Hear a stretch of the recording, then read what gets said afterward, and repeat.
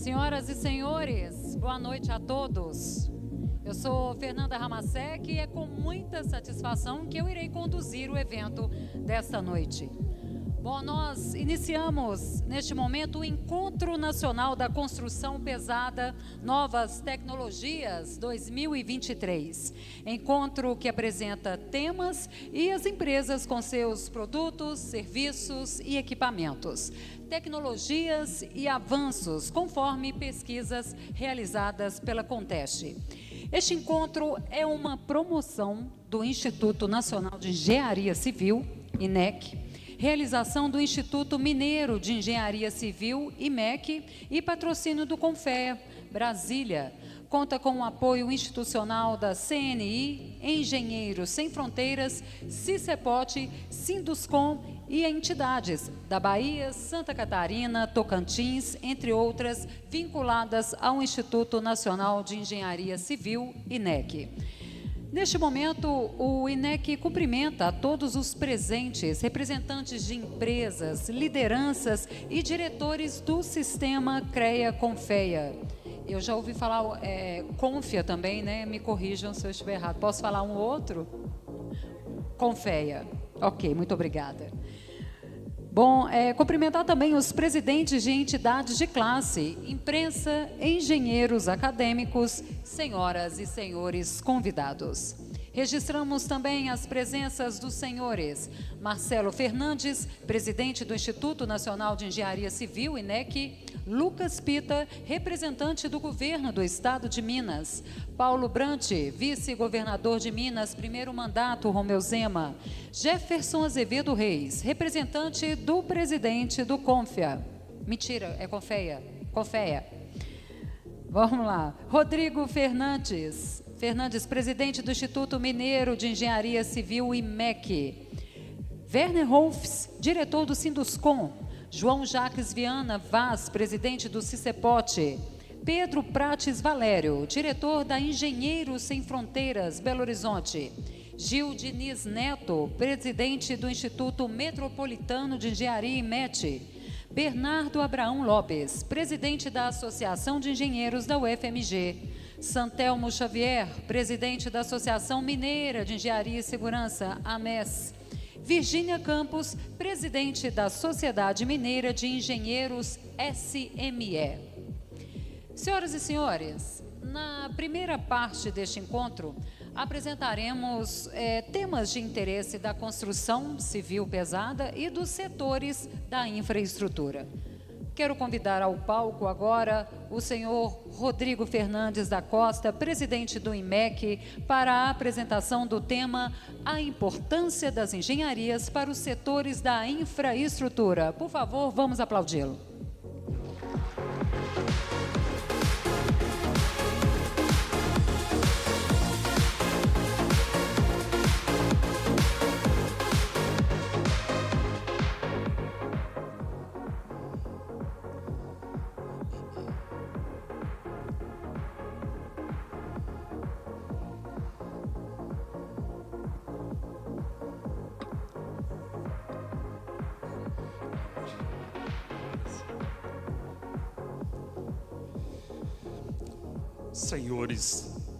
Senhoras e senhores, meu boa noite. Cumprimento a todos, expresso a minha grande satisfação de falar aos senhores neste Encontro Nacional da Construção Civil Pesada. Prometendo que serei breve, vou falar sobre a importância das nossas engenharias para o desenvolvimento da infraestrutura do nosso país e ressaltar a importância das indústrias e prestadores de serviços, fornecedores de materiais, bens e serviços às empresas de toda a cadeia da construção civil pesada. Cadeia que gera tecnologia, empregos e renda. Cadeia que absorve investimento e as parcerias públicas e privadas que propaga a ativação da economia nacional e o aumento da produtividade. É importante registrar que hoje, grande parte do conhecimento no âmbito das engenharias vem deste ambiente altamente dinâmico e proeficiente das empresas. Esse conhecimento, ressalte-se, é oriundo principalmente das indústrias fornecedoras e dos serviços de engenharia. Oriundo também de nossos admiráveis construtores e do empirismo dos nossos profissionais da engenharia, que ao depararem com os desafios, são obrigados a buscar soluções e inovações. Gostaria de registrar como referência de conhecimento, aqui entre nós essa noite, o engenheiro Catão Francisco Ribeiro, da Enessil Engenharia, que muito nos honra com a sua presença. Autoridade reconhecida em projetos de ponte estaiada, verdadeiras obras de arte. Em particular, a estaiada Otávio Frias, cartão postal da cidade de São Paulo, e o projeto executivo da Ponte da Salvador a Comandatuba. Senhoras e senhores, no contexto de muitas obras que estão sendo reativadas e realizadas no país, a nossa grande preocupação é com a necessidade da exposição dos nossos engenheiros ao conhecimento e inovação. O nosso Instituto Mineiro de Engenharia Civil, o IMEC, se preocupa com o assunto e oferece vários cursos na área de engenharia civil. Vale a pena conferir. Portanto, há uma preocupação real em expor esses nossos engenheiros e estudantes ao estado da arte da engenharia e aos avanços das indústrias e dos serviços que afloram, considerando as pesquisas, as experiências e os desafios enfrentados. Faço aqui um parêntese. Rodaremos um filme compactado sobre a epopeia da construção em condições inóspitas, na Amazônia, do gasoduto Urucu-Coari-Manaus, pelas nossas construtoras Andrade Gutierrez e Carioca Engenharia. É um filme referência para a engenharia civil. Mostra o que nossas empresas da construção civil pesada e seus fornecedores parceiros são capazes de realizar. Construtoras que enfrentam com uma ação gigantesca o que poucos enfrentaram, a nossa floresta amazônica. Uma saga, motivo de orgulho nacional. Assim, veremos esse filme sobre a construção mais um pouco adiante. Ainda sobre a epopeia das construtoras, vale dizer que no bojo das obras vem a melhoria da infraestrutura e o desenvolvimento. A cidade de Coari, aqui mencionada, base do projeto do gasoduto Urucu-Coari-Manaus, tem hoje mais de 70 mil habitantes. 3 igrejas, diversas escolas técnicas, diversas praças e clubes, hospitais e uma faculdade de medicina. Está implantando agora uma infovia com mais de 5.000 quilômetros de cabos óticos. Assim, senhores, fica clara a importância do investimento em infraestrutura para melhorar o saneamento, as moradias, a energia, as telecomunicações, a educação e o transporte. Já finalizando, assinalo que o momento é promissor para o setor da construção civil pesada e para a infraestrutura. Temos a convicção que vamos crescer com as obras em todos os estados do país. Aqui em Minas, inicia-se a construção do Rodoanel, com 100 quilômetros, absorvendo todo o tráfego rodoviário pesado de São Paulo e Rio de Janeiro. A licitação desse Rodoanel, vencida por um grupo italiano especializado na construção de rodovias de alta performance, permitirá um intercâmbio técnico com os nossos profissionais. Vale ressaltar a importância das obras de expansão do metrô de Belo Horizonte, que se iniciam agora. No plano nacional, registre-se, temos outros exemplos. A retomada do Minha Casa Minha Vida, entre outros projetos de rodovias e ferrovias, temos a Bioceânica, que ligará o Oceano Atlântico ao Oceano Pacífico, do Porto de Santos à cidade portuária Antofagasta, no Chile, que cruzará o Paraguai e a Argentina. Senhores e senhoras, isso tudo requer projetos de engenharia, requer construtores, aço, cimento, máquinas, areia e brita, ativando toda a cadeia construtiva, demandando profissionais de engenharia, capacidade empresarial e investimentos públicos e privados. Concluindo, ressalto novamente a importância da nossa engenharia nos projetos de infraestrutura, a importância das nossas entidades de classe, das nossas empresas e das nossas instituições de ensino, seja na exposição sistemática dos nossos profissionais ou os avanços da tecnologia para enfrentar os desafios que antevejo. Esse é o tecido para o desenvolvimento do nosso país. Muito obrigado.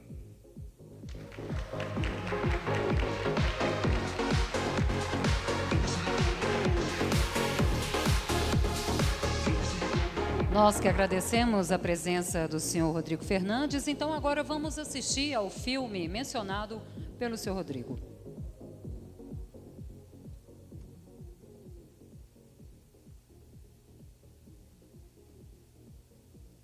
Gasoduto Urucu-Manaus.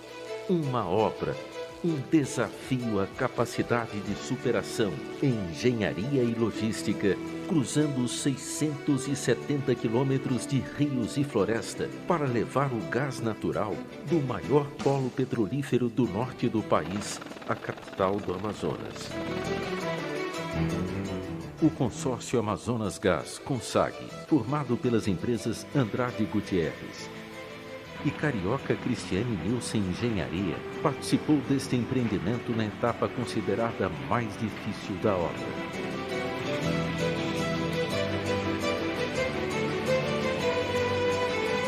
O trecho B1, instalando 197 quilômetros de linha-tronco, condutos de 20 polegadas de diâmetro e mais de 70 quilômetros de ramais para abastecer as cidades de Coari, Codajás e Anori, condutos de 13,4 polegadas de diâmetro. Amazônia, patrimônio ambiental brasileiro. Foi com esta percepção que o CONSAG e seus colaboradores dedicaram suas horas em campo, equilibrando o empenho em uma construção de importância estratégica para o país, com respeito às imposições da floresta. O CONSAG promoveu o avanço do gasoduto em mata fechada, áreas alagadas e travessias de grandes lagos e cursos d'água, elaborando uma logística sem precedentes para o êxito em áreas de acesso remoto.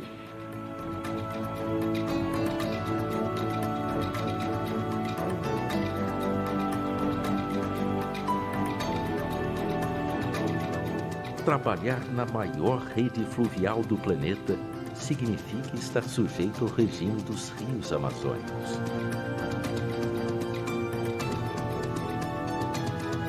Com uma diferença de aproximadamente 14 metros entre o período de cheia e o período de vazante, a obra contou com uma logística diferenciada, se adaptando à variação climática da região. Para realizar o transporte de equipamentos, materiais e pessoal até as frentes de serviço, foi necessária a utilização de 280 embarcações e mais de 500 equipamentos pesados.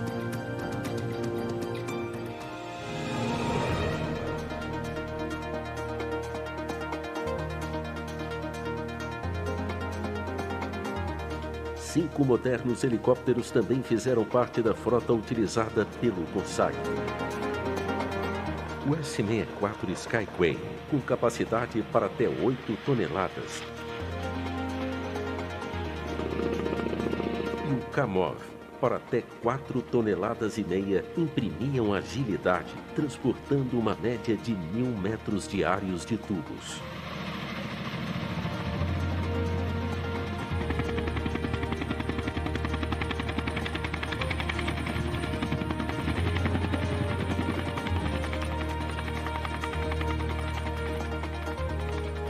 Para o transporte dos colaboradores às frentes de trabalho, 2 helicópteros Bell 212 para 12 passageiros e um modelo Esquilo para 5 passageiros. O desfile aéreo foi um fator de dinamismo na produção, transportando cerca de 48 quilômetros de tubos em todo o trecho.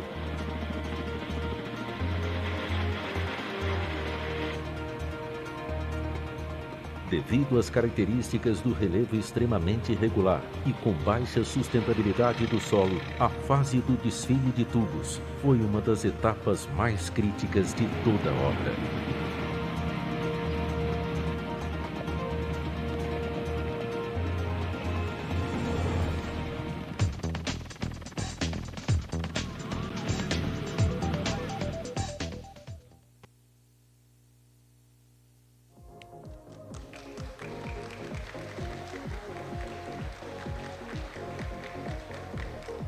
Senhoras e senhores, temos a honra de convidar ao palco o senhor Catão Francisco Ribeiro, presidente da Enesil, um dos nossos homenageados desta noite, que fará uma breve exposição sobre o assunto Pontes Estaiadas.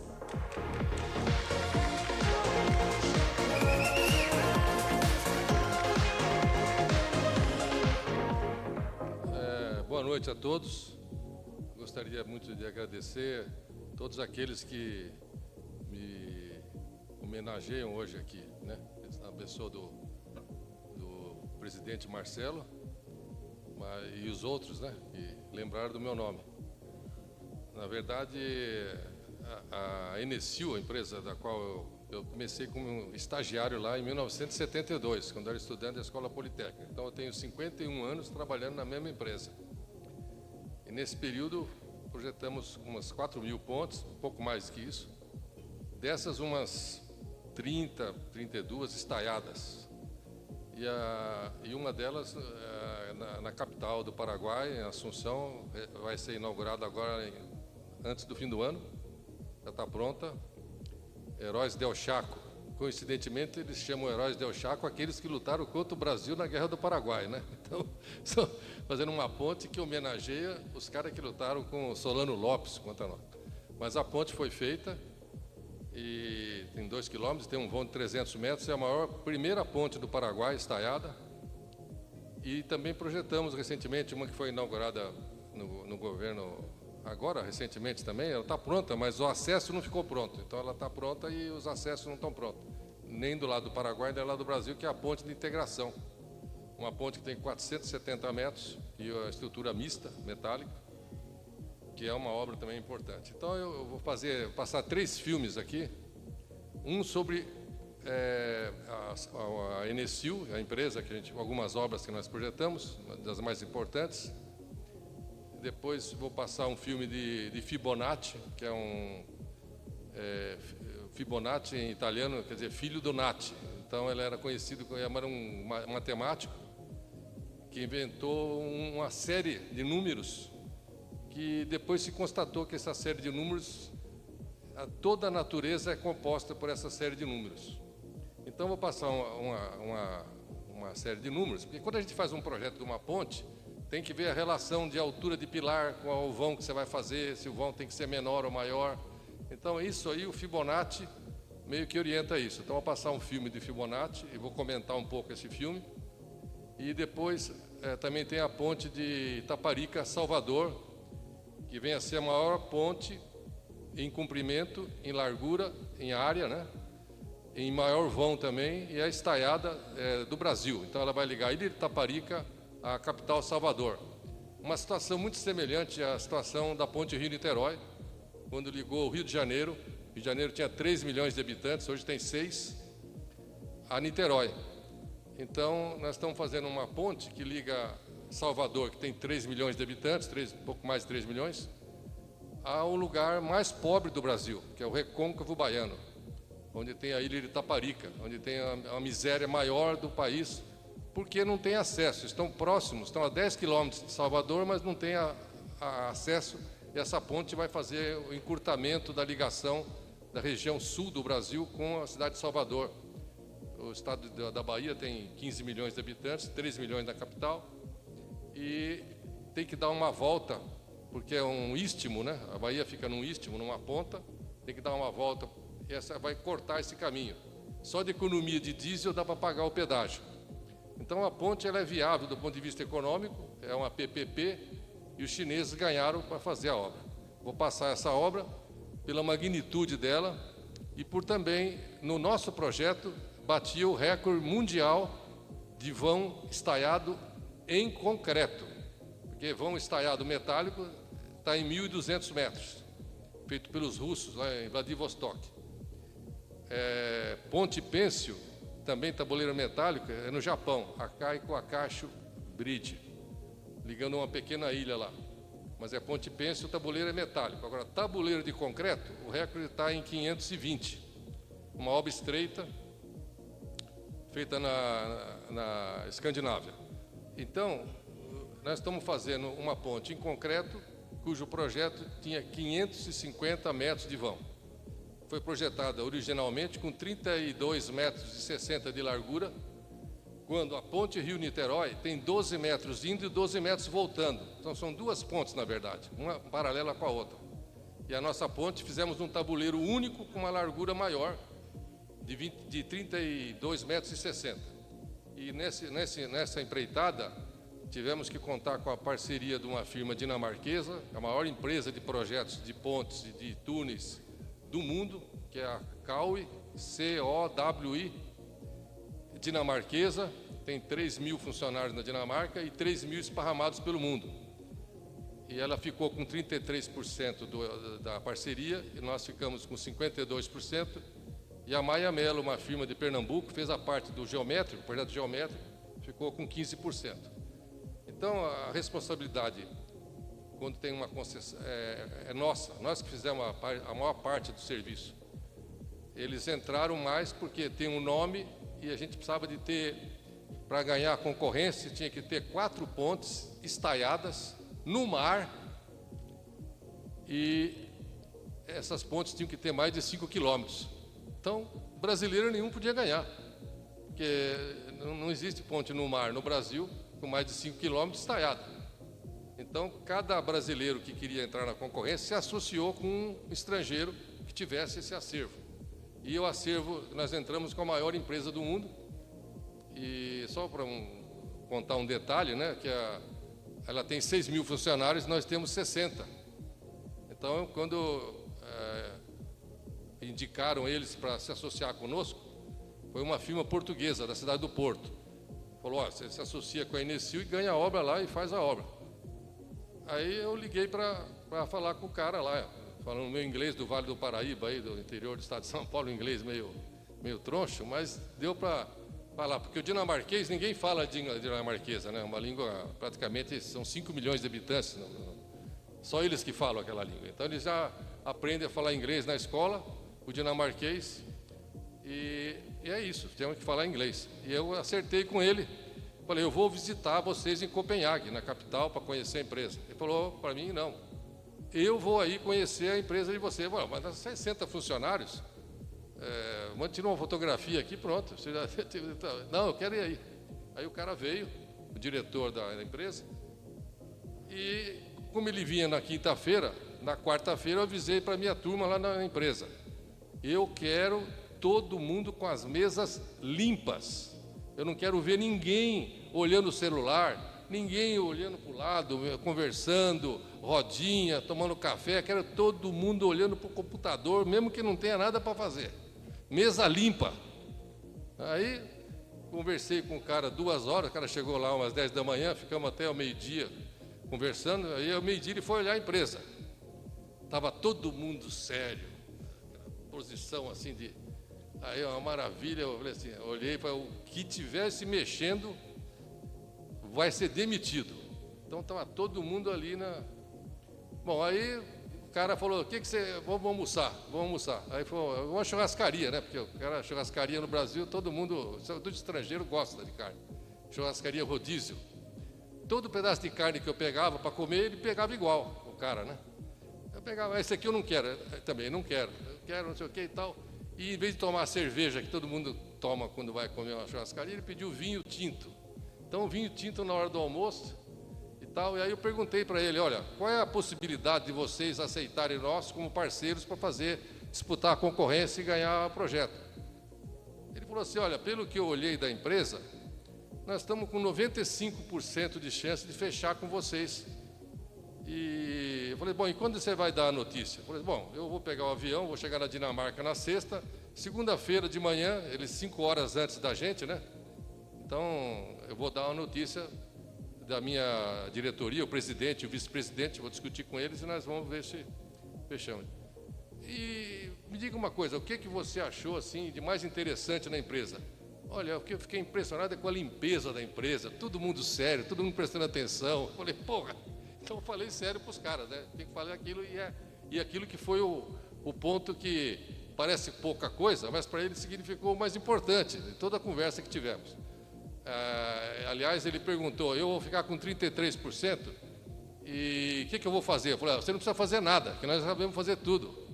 Mas eu quero fazer alguma coisa, porque o dinamarquês é aquele sistema, não tem corrupção, é o país mais honesto do mundo, então eles não aceitam pagar propina, não aceitam nada, então foi uma parceria muito interessante com a empresa maior do mundo, muito séria, e ajudou muito a nossa compliance, vamos dizer assim, a maneira de a gente trabalhar como eles trabalham, com muita seriedade, muita consideração. E eu queria dizer a vocês o seguinte, obra de arte especial, são as pontes e os túneis. Por que chama obra de arte? Porque a obra de arte, porque ela está no estado da arte. O estado da arte em engenharia é o que tem de mais moderno e tecnológico de uma determinada época da vida da gente, né? Então, por exemplo, hoje nós temos em pontes, a parte mais sofisticada são as pontes estaiadas. Este é o estado da arte na engenharia. E por que chama obra de arte especial? Porque se você vê um quadro de Van Gogh, um autorretrato, você olha o quadro, ou você vê uma estátua de Davi, é uma obra de arte. Uma estátua, um quadro, mas não te leva a lugar nenhum, né? E são poucos que podem ir ver essa obra pessoalmente no museu onde ela está à disposição para ser vista. Agora, a obra de arte especial, porque ela tem um sentido social. A ponte sempre tem que ter um objetivo de vencer, unir pessoas, ligar, vencer obstáculos, o rio, um viaduto, uma passagem. Então, ela significa uma coisa social. Por isso que ela é especial. Então, além de ser obra de arte, que está no estado da arte, porque tem que ter uma beleza, então ela deve ser conservada. E no Brasil, infelizmente, nós somos um país que não tem muitos recursos públicos, né? E quando tem, às vezes, são mal aplicados, então você vê que as obras são abandonadas. Então, eu já vi prefeito me chamar, não vou falar o nome, só vou contar o caso, chegou para mim e falou, olha, doutor Catão, você vai fazer uma ponte aqui, quero uma ponte aqui. Ué, mas já tem uma ponte aí. Não, nós vamos derrubar essa e fazer uma estaiada. Falei, mas, prefeito, nós vamos ser presos. Essa obra tem 50 anos de vida, não é porque é velha que vamos derrubar ela. Ela está funcionando, está em bom estado. Vamos conservar essa obra. Na época que ela foi feita, ela estava no estado da arte. Ela é uma obra de arte especial daquela época. Ela representa a tecnologia daquela época. Então, o que eu quero dizer é o seguinte, a gente tem que fazer sempre o que está melhor, está a tecnologia de ponta. Tanto que o dinamarquês praticamente só acompanhou o projeto ali, fez um cálculo ou outro, uma verificação daqueles assuntos de navegação, de grande porte, que tinha que passar debaixo da ponte, qual era o impacto do navio, quando o navio desgovernado bate na ponte, quanto que o pilar tem que aguentar, se tem que pôr DOF de proteção. Ele entrou em umas coisas assim, mais de navegação marítima, que é uma especialidade que eles tinham que a gente não tinha muito. O vídeo. Então vamos lá. Desculpe, eu vou me estender aqui. Se deixar, eu fico até amanhã. Então vamos passar o primeiro vídeo aí, por favor. Passa o vídeo então, por favor. Primeiro.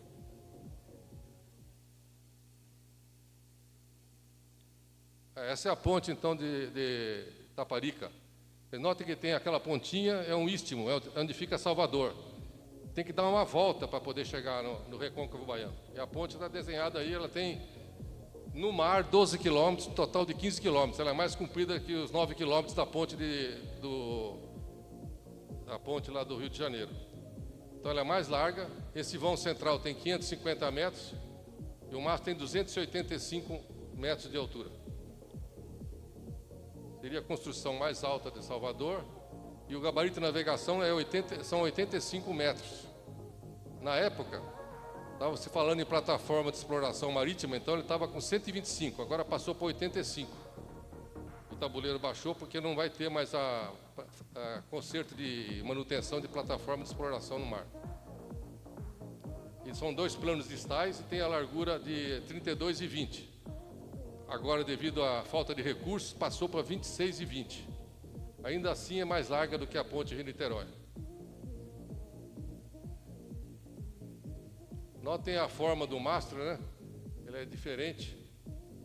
É um mastro, ele é oco por dentro, é uma casca de concreto. São 2 planos distais. No vão central, os distais se entrelaçam. Nos vãos adjacentes, eles estão paralelos. No vão central, eles se cruzam, formando como se fosse um bambuzal que tem quando você sai do aeroporto de Salvador e vai para a cidade, você passa num bambuzal verde. Então nós tivemos essa ideia de fazer esse cruzamento e faz a ponte ser mais resistente à ação do vento. Então essa ponte, ela hoje está na mão dos chineses, que contrataram uma firma espanhola para fazer uma forma de construção diferente da nossa. Nós imaginamos essa ponte sendo construída com concreto moldado no local. Você teria apoio náutico para fazer a fundação e os pilares. Depois aí você começa construindo da ponta e vem fazendo os vãos típicos até fechar no vão central, levando o concreto por cima do tabuleiro, sem ter apoio náutico. Em decorrência dessa modificação, a ponte, que custaria 10,5 bilhões de reais, passou para 13 bilhões de reais. Então criou-se um impasse, porque o governo da Bahia não quer pagar os 13, quer pagar 12 no máximo. Então está numa situação muito complicada essa viabilização da ponte, porque só apareceu uma empresa para licitação nessa concorrência, e ganhou para explorar a ponte durante 35 anos, e com o pedágio, né? O pedágio vai ser R$40 para caminhões e carros e tal, né? R$40, mas se o cara contar o quanto que ele tem que andar para subir e descer 180 quilômetros a mais, quando ele corta com 10 quilômetros a ponte, só de gasolina ele já paga isso aí. Sem contar que as estradas que vão para cima e depois descem, ainda pagam também pedágio. Então a ponte era viável, como foi viável a ponte Rio-Niterói. Na época, o Rio de Janeiro tinha 3 milhões, hoje a Bahia tem 3 milhões, é a mesma situação. Essa é a maior obra que... O vão é maior do que essa ponte que nós fizemos agora, de 470, que o tabuleiro é metálico. Esse tabuleiro é inteiramente de concreto. O próximo vídeo é de Fibonacci, que é aquela relação de números que eu falei, que é muito importante, porque até no ser humano tem uma relação a ver com esse número, que é o seguinte, a relação é 1,618, 1,618, ou se você quiser fazer o inverso de 1,618, dá 0,618. Então, é a proporção dos números, é uma razão, é uma série de números, como o número π, como o número neperiano, que não tem fim, você pode estender até quanto você quiser. Então, vai passar um pequeno vídeo, assim, do YouTube, que eu peguei no YouTube. Eu tenho insônia, demoro muito para dormir, então estava passando no YouTube, eu vi esse vídeo, eu achei interessante passar, porque tem muito a ver com a engenharia e a arquitetura. Tem som? Tem som no vídeo? Individuality, the trademark of any artist, designer, or architect. Each desires a uniqueness to their creation, a quality that separates it from any other. Man naturally has this individuality, his fingerprint. There are 6.5 billion people on the face of the earth, and no two fingerprints are the same. Everything we touch or make contact with is branded with a small expressed image revealing to all who see it who was there. Around 1200 AD, a man named Leonard Pisano, better known as Fibonacci, discovered a sequence of numbers that created a very interesting pattern. The sequence begins with the numbers 1, 1, 2, 3, 5, 8, 13, 21, 34, and continues indefinitely. Each number is obtained by adding the last two digits together. A rectangle with a length and width of any two of the numbers of this sequence forms what is known as the golden rectangle, a perfect rectangle. A golden rectangle can be broken down into squares the size of the next Fibonacci numbers down and below. If we were to take a perfect or golden rectangle, break it down into smaller squares based on Fibonacci's sequence, and divide each with an arc, the patterns begin to take shape. We begin to see Fibonacci's spiral. The spiral in and of itself is insignificant. Its importance is revealed in where we find it. Take, for example, the sunflower. The display of its florets are in perfect spirals of 55, 34, and 21, the sequence of Fibonacci. The fruitlets of the pineapple create the same spiral based on the sequence. The pine cone does the same.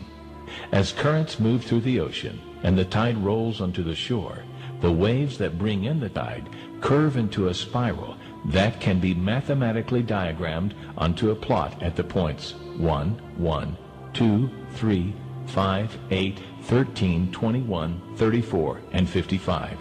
Buds on trees, sand dollars, starfish, petals on flowers, and especially the nautilus shell are formed with this exact same blueprint.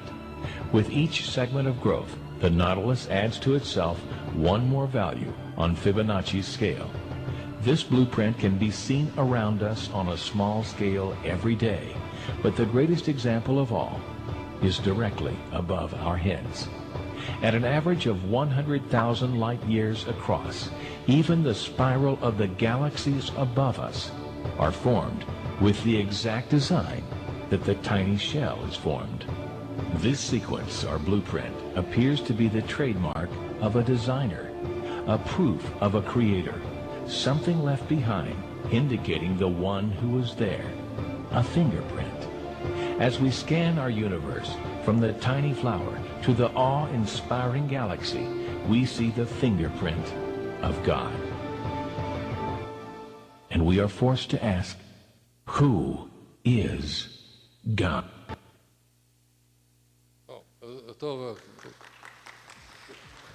Esse vídeo é muito interessante por várias coisas. Tem até o Leonardo da Vinci, ele desenhava o homem vitruviano, era um cara assim com os braços assim, e você tinha a medida do umbigo até o pé.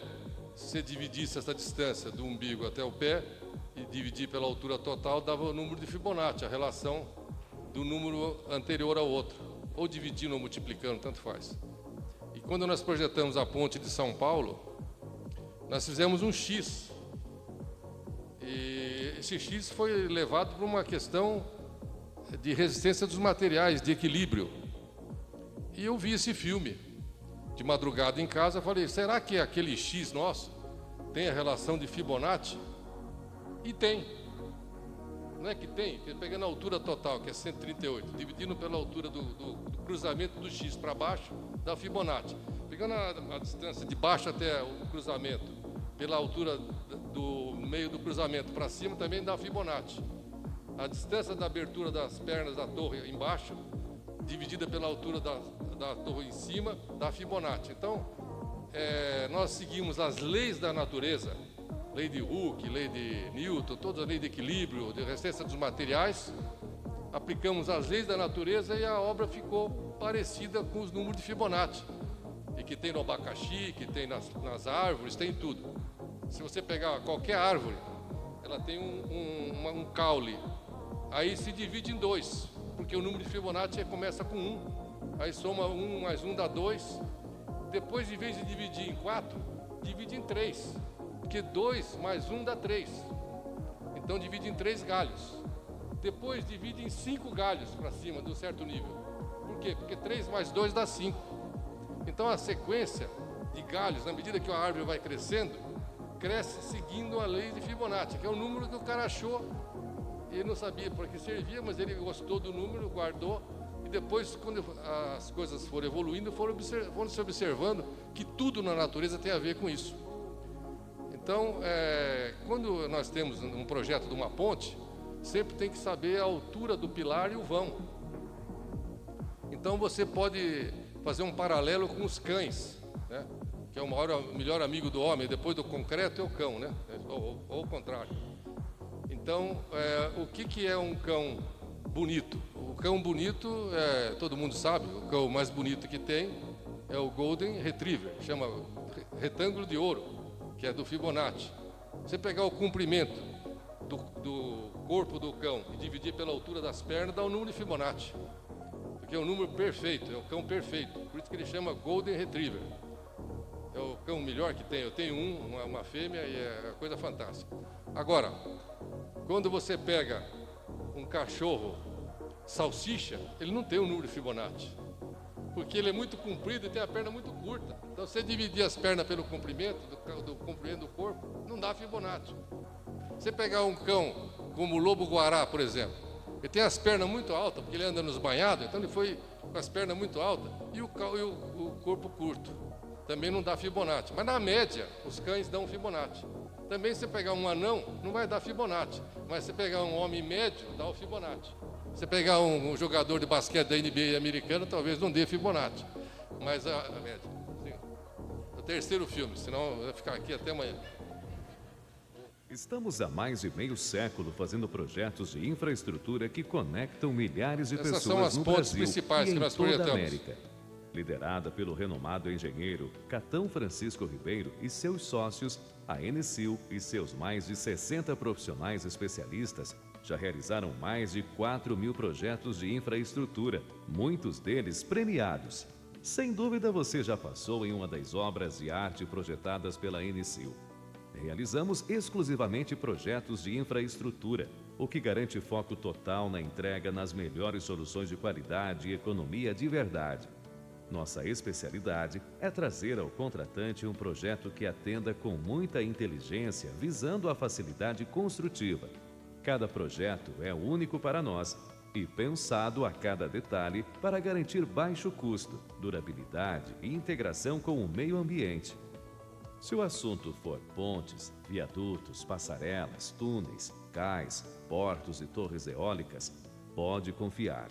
Um projeto Enicil vai fazer a diferença na sua obra.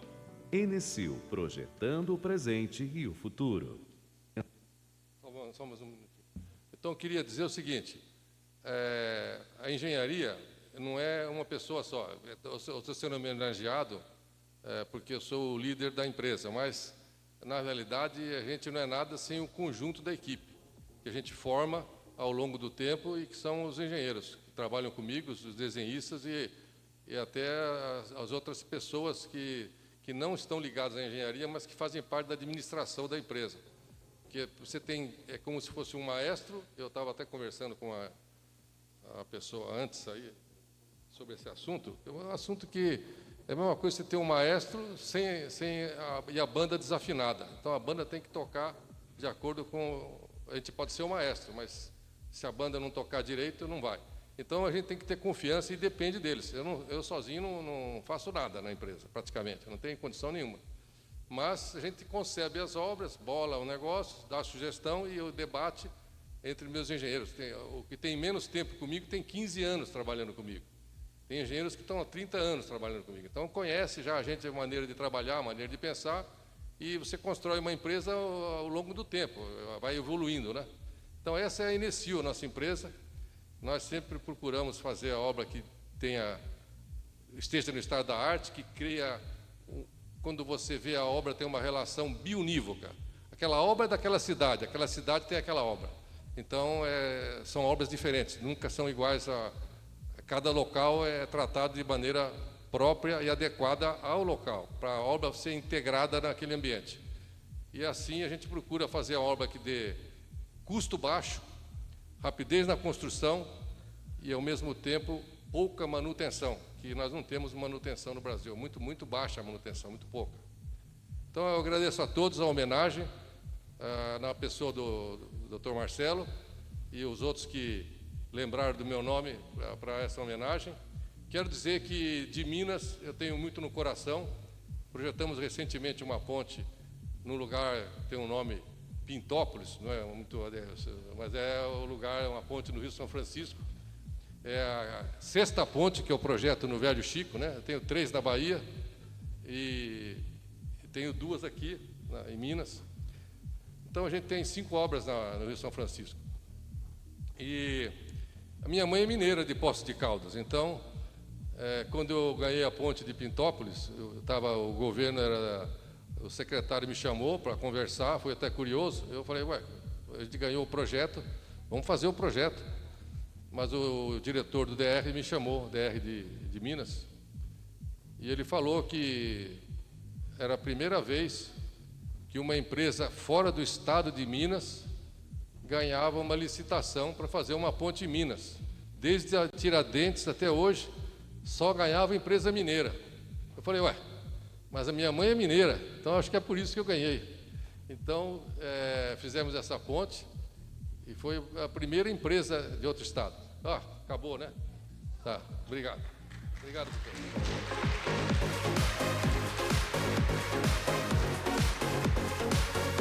Muito obrigada, senhor Catão Ribeiro. Tenho certeza que teríamos muitas histórias, né? Muitos assuntos aqui, mas teremos o coquetel aí, então isso vai render ainda, tenho certeza. Bom, antes de ir para o próximo tema, eu quero agradecer a presença do presidente da AMPEA, Ricardo Lopes do Amaral. Muito obrigada pela sua presença.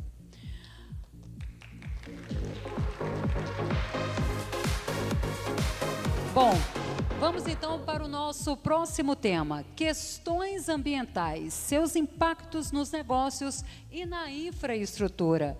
Estamos na ruptura climática? Tema a ser apresentado pelo senhor Tasso Azevedo, engenheiro florestal, CEO da Imaflora e expressivo especialista em florestas e desmatamentos e criador do MAP Biomas.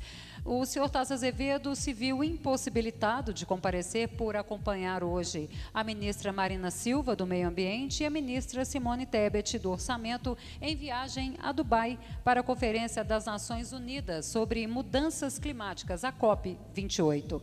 E assim, então, a gente vai rodar um filme por ele enviado aqui no final, mas vale ressaltar na oportunidade que o MAP Biomas, né, ele controla os desmatamentos via satélite, sendo referência para vários estudos climáticos. Os bancos e as instituições financeiras do país já não concedem crédito para aqueles que têm registros em desmatamentos no banco de dados do MAP Biomas. Então, vamos rodar o filme agora, por favor. Olá, amigos do Instituto Nacional de Engenharia Civil, da NEC, e em especial aí o presidente Marcelo. Queria agradecer bastante a homenagem que foi feita. Eu, infelizmente, não posso estar com vocês. Estou, nesse momento, enquanto vocês estão dando evento, eu estou a caminho de Dubai para a COP de clima. Num momento bem importante, né? O mundo está passando por transições climáticas muito significativas. Nesses últimos meses a gente sentiu isso bastante aqui no Brasil e no restante do mundo,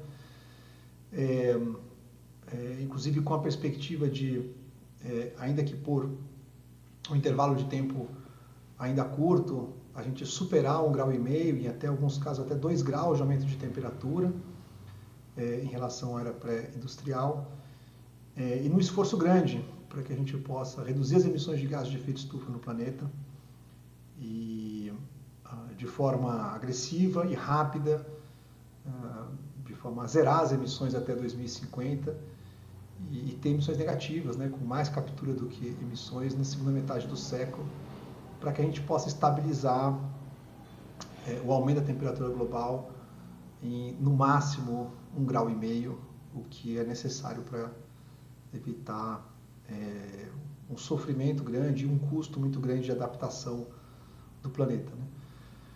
Então é um momento bem importante. em que os países começam a apresentar os seus primeiros resultados em relação aos compromissos que já fizeram, e também um momento da gente avaliar o caminho que estamos indo quando você soma os esforços de todos os países. Infelizmente, a gente ainda está num caminho de aumento das emissões em vez de redução das emissões, mas procurando ter um aumento da ambição e do compromisso dos países para que a gente possa, enfim, atingir esse objetivo.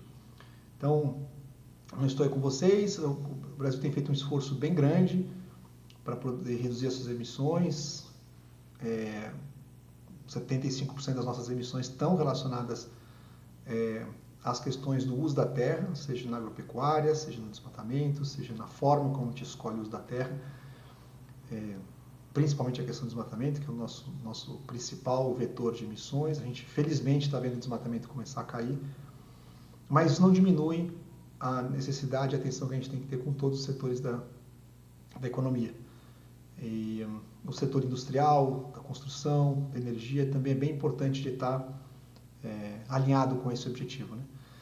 Então, não estou aí com vocês, mas feliz que tenham lembrado e, enfim, feito essa homenagem, que entendam uma homenagem a todo o grupo que trabalha no MAP Biomas, não só no MAP Biomas, como também no SEG, que é o Sistema de Estimativa de Emissões de Gases de Efeito Estufa no Brasil, e que é um coletivo bem grande de organizações e pessoas que estão trabalhando para que a gente possa melhor manejar os nossos recursos naturais e assim contribuir também para mitigar as emissões. Então, boa noite para vocês, um bom evento e espero encontrá-los em breve para conhecer mais sobre o trabalho de vocês das instituições.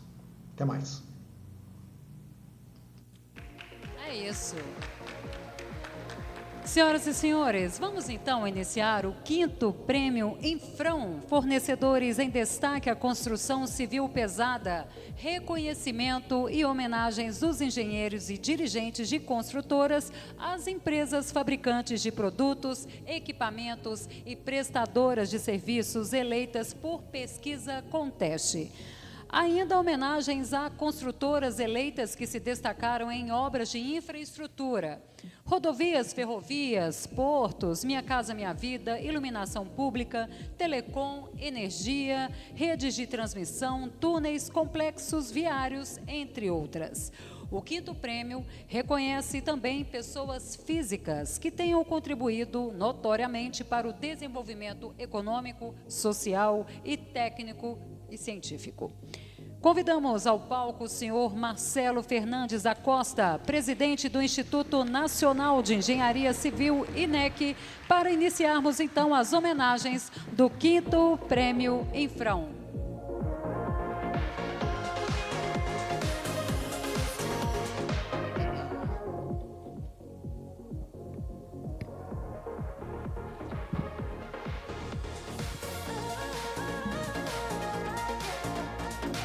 Boa noite, senhoras e senhores.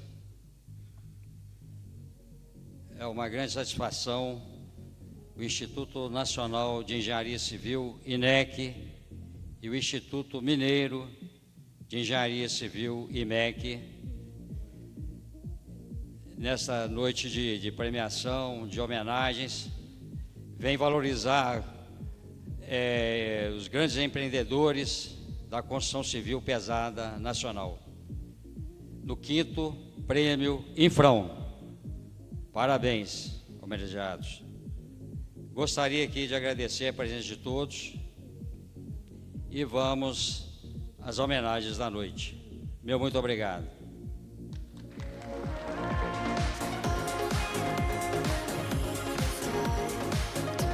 Bom, iniciamos então agora as homenagens às pessoas físicas. Nosso primeiro homenageado, o senhor Marcos Gervásio, presidente eleito do CREA Minas para o mandato 2024-2027, representado por Júnia Márcia Bueno Neves, diretora eleita da Mútua Minas Gerais. O senhor Marcos Gervásio é graduado em Engenharia Civil pela Universidade Federal de Minas Gerais e em Segurança do Trabalho pela Faculdade Pitágoras. É especialista em avaliações e perícias de estruturas de fundações e contenções em concreto armado pela Fundação Cristiano Ottoni. É pós-graduado em Gestão Pública pela Faculdade Anhanguera, fundador da Gervásio Engenharia e da Geossolos Fundações e Construções. Foi presidente da Associação dos Engenheiros de João Molevá de Minas Gerais, conselheiro do CREA-MG por 3 mandatos e chefe de gabinete da presidência do CREA-MG, além de diretor técnico e de fiscalização. Por sua atuação em prol das questões de engenharia das empresas mineiras e em prol do desenvolvimento do CREA Minas, recebe o reconhecimento dos engenheiros e o 5º Prêmio Infrão 2023.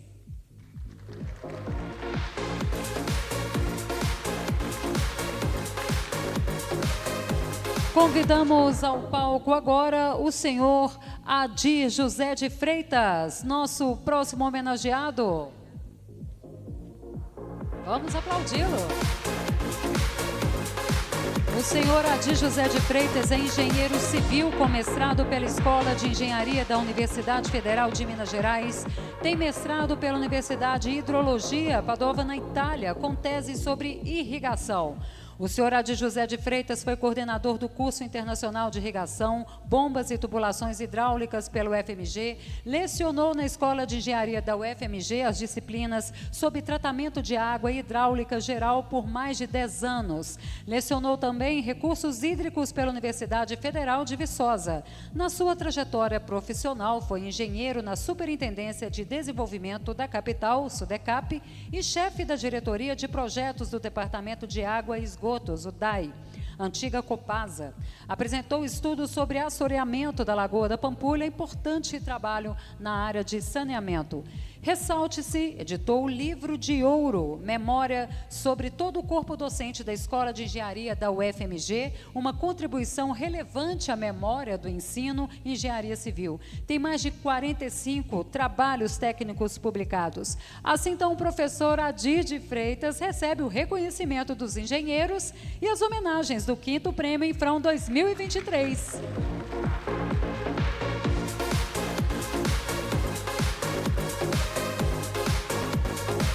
E o nosso próximo homenageado é o senhor Ari de Paula Machado, diretor da Paula Machado Engenharia. O senhor Ari de Paula Machado é engenheiro pela Escola de Engenharia da UFMG, onde durante 20 anos foi professor de engenharia das cadeiras e estruturas, resistências dos materiais e concreto armado. Em sua trajetória profissional, a empresa paulista Hidroservice, ícone da engenharia na época, onde participou de projetos estruturais de grande envergadura, como os metrôs de São Paulo e Rio de Janeiro, aeroporto do Galeão, barragem do Sobradinho, entre outros. Desde o início da Constituição da Paula Machado Engenharia, em 1973, focou sua atuação em projetos de engenharia para os setores da mineração, metalurgia, ferroviário e recuperação das estruturas de concreto.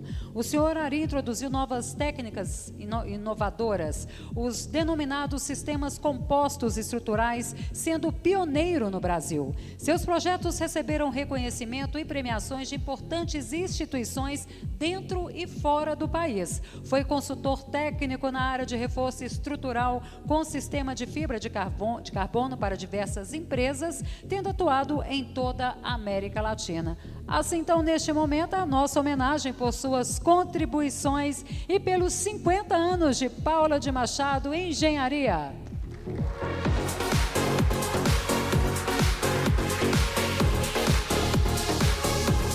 Temos a satisfação de convidar ao palco o nosso último homenageado, pessoa física, o senhor Catão Francisco Ribeiro, presidente da Enesil Engenharia.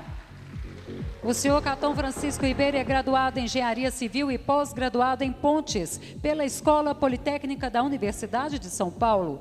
Desde cedo seguiu os passos do seu tio Gétero de Faria Cardoso, um dos fundadores da Enesil Engenharia de Projetos, e especializou-se em projetos de pontes e viadutos.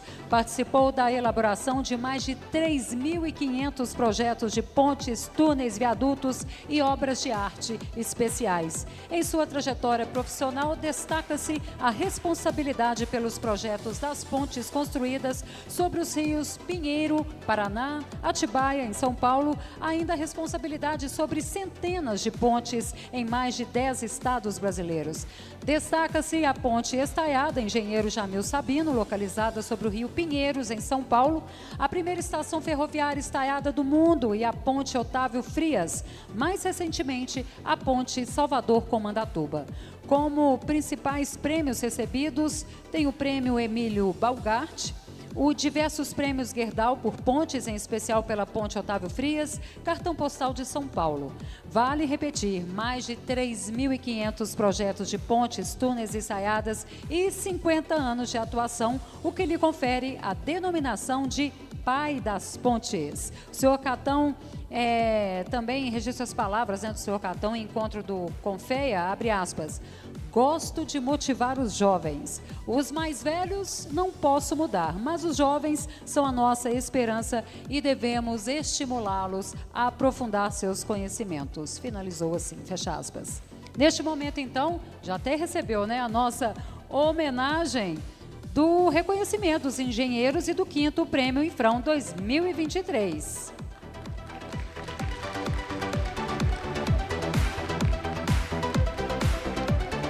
Fazer agora o registro oficial com todos. Muito obrigada, parabéns pelas homenagens. Podem agora retornar aos seus lugares para darmos sequência às nossas homenagens. Senhoras e senhores, iniciaremos agora as homenagens às nossas fantásticas empresas. Faremos inicialmente uma homenagem especial às empresas que apresentaram ações destacadas ao concurso. Temos a satisfação, então, de convidar ao palco os senhores Felipe Gonçalves Becchiori e Gustavo Masquieto, respectivamente diretores, representantes da Andrade Gutierrez e Carioca Engenharia, consórcio responsável pelas obras de construção do gasoduto onshore Urucu, Coari, Manaus, que aqui hoje foram apresentadas. As construtoras Andrade Gutierrez e Carioca Engenharia são homenageadas neste momento e reconhecidas por suas construções expressivas para a infraestrutura brasileira, em especial nesta noite pela epopeia desenvolvida na Amazônia. Os nossos aplausos, então.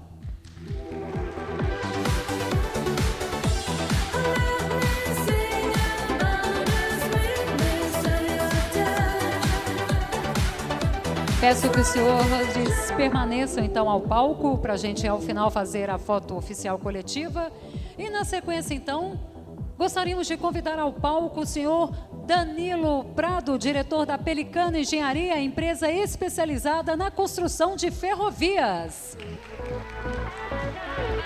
A Pelicano vem atuando no setor de infraestrutura e completa 45 anos de obras em todo o país, em especial na construção de infraestrutura de ferrovias. É referência na construção de ferrovias. Recebe, portanto, as homenagens e o reconhecimento dos engenheiros do 5º Prêmio Infrão do INEC nestes 45 anos de atividade.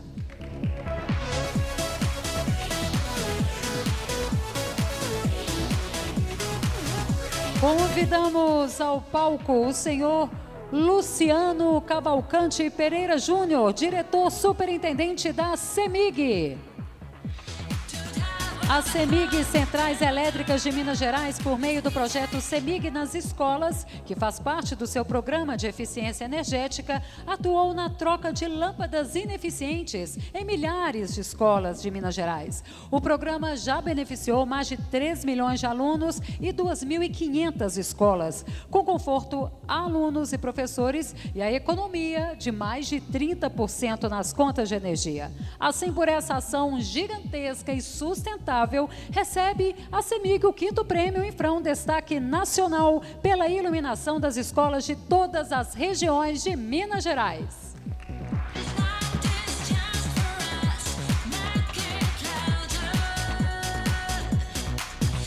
Vamos à nossa foto, então, agora coletiva.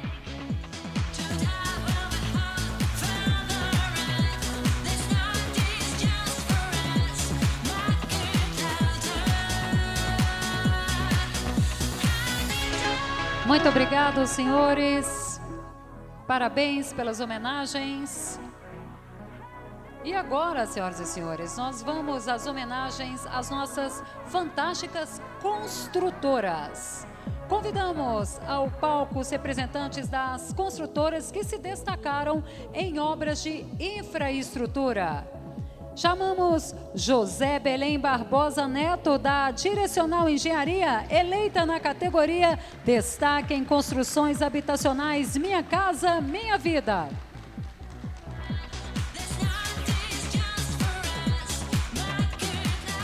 Gostaria de citar também o representante Flávio Barbosa da Silva Rezende, da Tabocas Engenharia, na categoria Destaque na Construção de Linhas de Transmissão e Distribuição de Energia. E convidamos ao palco Jesus Rodrigues, da Infracom, destaque em obras rodoviárias.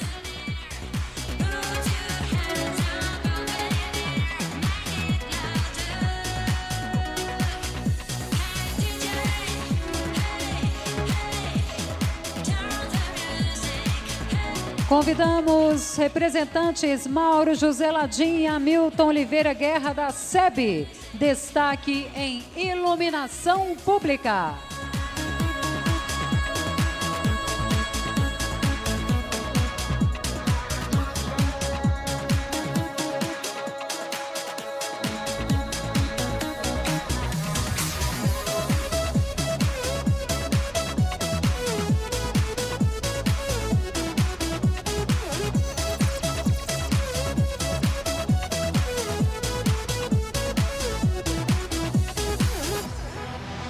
Convidamos o representante Gustavo Masquieto, da Carinhoca Engenharia, destaque em obras em portos, terminais marítimos e cais.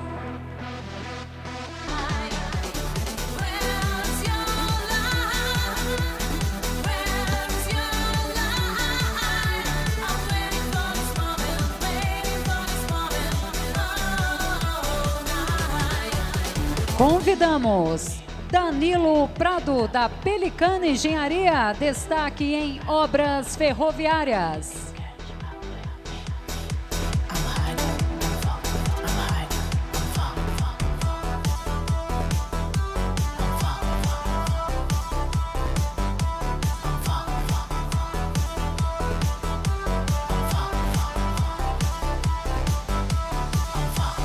Também o nosso homenageado que não pôde estar aqui, Bruno Amorim, da SA Paulista, destaque em complexos viários. Agora sim, vamos fazer a nossa foto coletiva.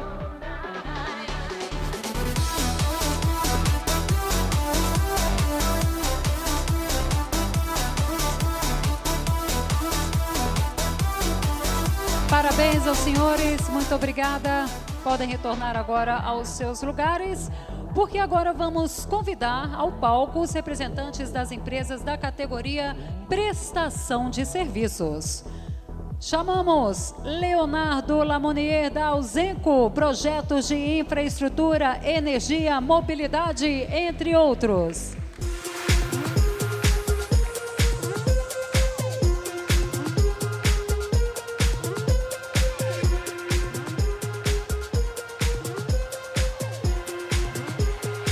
Convidamos Bruno de Paula Machado, da Paula Machado Engenharia, categoria Cálculo Estrutural, Reforços e Contenções, Viadutos, Pontes e outras.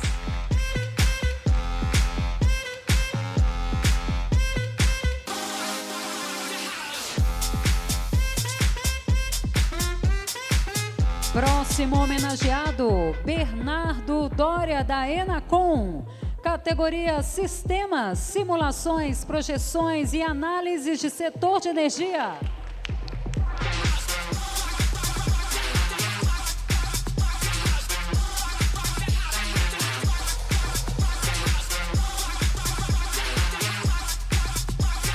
Convidamos também Paulo Fernando Romeiro Santiago, da Merco Geopolímeros, injeção de geopolímeros em solos e pistas aeroportuárias.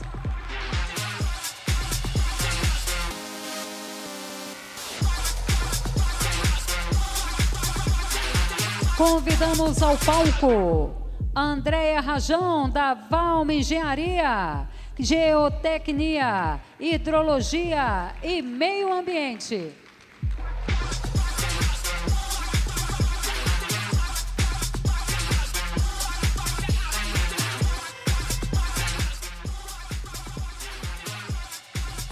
Na categoria Prestação de Serviços, convidamos Rafael Trindade, da Cotrim Construção Trindade, manutenção de linhas, metrô e ferroviárias.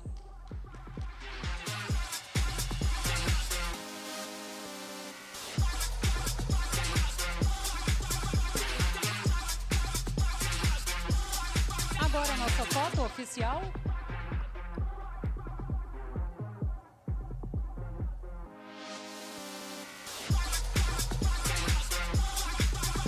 Mais uma vez, então, parabenizamos, senhoras e os senhores aqui presentes. Bom, agora nós vamos para a categoria Equipamentos e Materiais. O nosso primeiro homenageado é o Alexander Lisboa, da ArcelorMittal, categoria Vergalhões.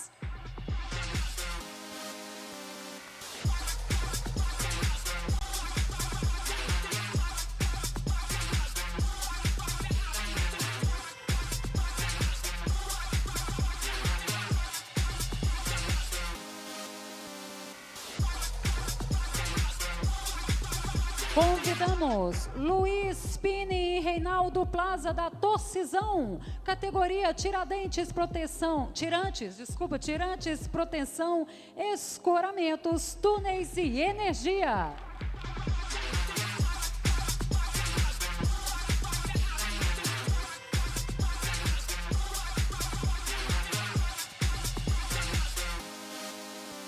A representante da GE Vernova, Karine Almeida, categoria Turbinas e outros equipamentos, Geração de Energia.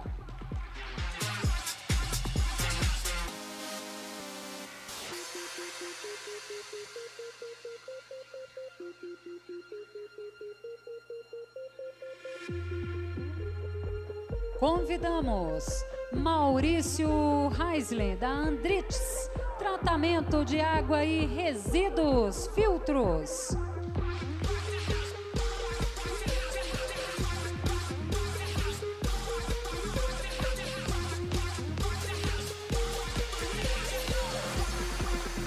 Nosso próximo representante, Ignos Oliveira, da EasyFast, categoria Formas e Painéis em Aço, Concretagem e Cisalhamento.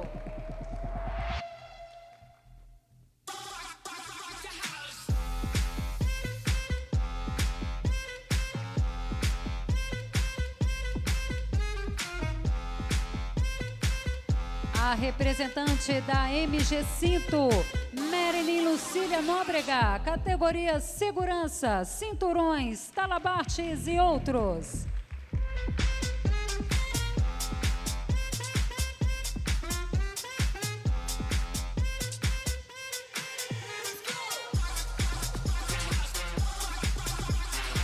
Convidamos Leandro de Castro e Daniel Luiz da Costa, da Gerdau, Aço, Chapas e Perfis.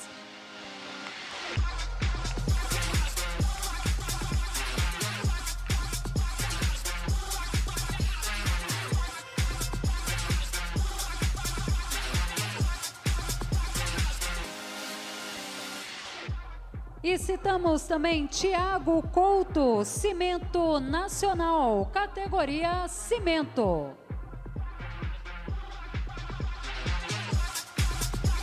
Agora podemos fazer a nossa foto com todos presentes, com as suas devidas homenagens.